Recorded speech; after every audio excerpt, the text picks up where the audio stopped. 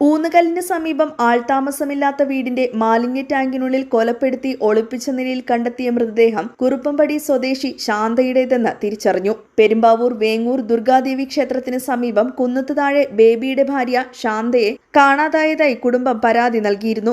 നേര്യമംഗലത്ത് വാടകയ്ക്ക് താമസിക്കുന്ന അടിമാലി സ്വദേശി പാലക്കാട്ടിൽ വീട്ടിൽ രാജേഷാണ് കൊലപാതകത്തിന് പിന്നിലെന്ന് പോലീസ് തിരിച്ചറിഞ്ഞിട്ടുണ്ട്.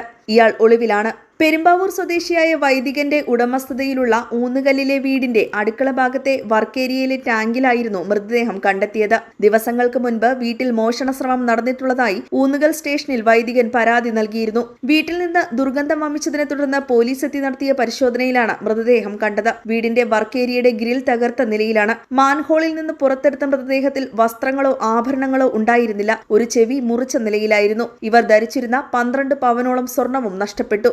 വർക്കേരിയയിൽ വെച്ച് തന്നെ കൊലപാതകം നടത്തിയ ശേഷം മൃതദേഹം മാൻഹോളിൽ ഒളിപ്പിക്കുകയായിരുന്നുവെന്നാണ് നിഗമനം. മൃതദേഹം പുറത്തെടുത്ത സമയത്ത് ശാന്തയുടെ ബന്ധുക്കൾ സംഭവസ്ഥലത്തെത്തിയെങ്കിലും തിരിച്ചറിയാൻ സാധിച്ചിരുന്നില്ല.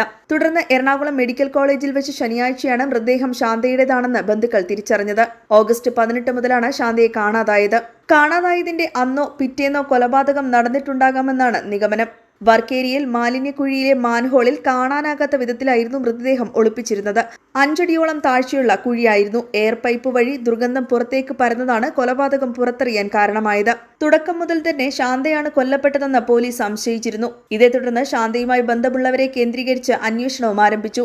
ഫോൺ കോളുകളുടെ പരിശോധനയിലാണ് രാജേഷിനെ കുറിച്ച് പോലീസിന് സൂചന ലഭിച്ചത്. കൊലപാതക കാരണവും കൊലപാതകം നടത്താനും മൃതദേഹം ഒളിപ്പിക്കാനും ഈ വീട് എങ്ങനെ തിരഞ്ഞെടുത്തു എന്നതിനെക്കുറിച്ചും പോലീസ് അന്വേഷിക്കുന്നുണ്ട്. പ്രദേശവാസികളായ ആരുടെയെങ്കിലും സഹായം ലഭിച്ചിട്ടുണ്ടാകുമെന്ന സംശയവുമുണ്ട്. പ്രതിക്കായി പ്രത്യേക അന്വേഷണ സംഘം ഊർജിതമായി തിരയുകയാണ്. മൂവാറ്റുപുഴ ഡിവൈഎസ്പിയുടെയും പെരുമ്പാവൂർ എഎസ്പിയുടെയും നേതൃത്വത്തിലുള്ള പ്രത്യേക സംഘമാണ് കേസ് നിലവിൽ അന്വേഷിക്കുന്നത്. പോസ്റ്റ്മോർട്ടത്തിന് ശേഷം ബന്ധുക്കൾക്ക് വിട്ടു നൽകിയ മൃതദേഹം നേര്യമംഗലം പൊതുശ്മശാനത്തിൽ സംസ്കരിച്ചു.